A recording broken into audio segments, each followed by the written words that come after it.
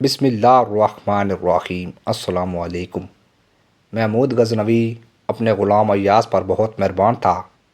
دربار کے دوسرے لوگ ایاز پر محمود کا یہ التفات دیکھ کر اسے حسد کرنے لگے تھے، یہاں تک کہ سلطان کے بیٹوں کو بھی ایاز سے قدورت ہو گئی تھی۔ وہ ایک غلام کو دربار میں اپنے سے زیادہ محترم نہیں دیکھ سکتے تھے۔ ایک روز سلطان محمود غزنوی کے ایک لڑکے نے بڑے دربار میں محمود سے ایاز پر اس بے جا محبت اور بے جا مہربانی کی شکایت کی۔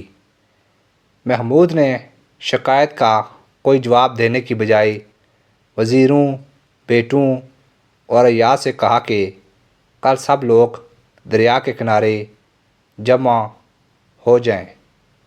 دوسرے روز سب لوگ دریا کے کنارے جمع ہو گئی۔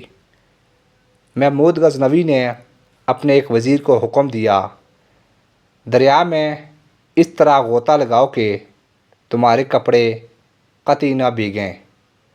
وزیر نے کہا، جہاں پناہ ایسا کیسا ممکن ہے کہ کپڑے نہ بھیگیں؟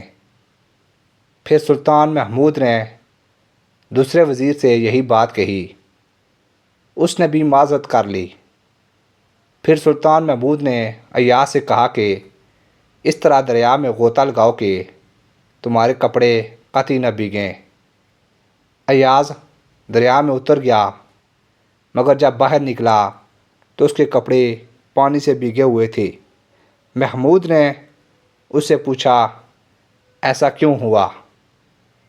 ایاز نے ادب سے جواب دیا، ذل الہی، مجھ سے ضرور کوئی غلطی ہو گئی ہے، پھر کوشش کرتا ہوں۔ یہ کہہ کر وہ دوبارہ دریا میں چلا گیا اور اس کے کپڑے دوبارہ بھیگ گئے۔ ایاز نے یہ عمل 10 بار دہرایا اور ہر بار کپڑے بھیگتے رہے اور وہ یہی کہتا رہا، مجھ سے ضرور کوئی غلطی ہو گئی ہے، پھر کوشش کرتا ہوں۔ آخر محمود نے اسے رکنے کا اشارہ کیا اور حاضرین سے مخاطب ہو کر کہا، نااہلو، حاسدو، سمجھ میں آیا کہ میں ایاز سے کیوں اتنی محبت کرتا ہوں۔ دیکھو یہ اپنے سارے الزام لے کر کس خوبصورتی سے میری غلطی نبھا رہا ہے۔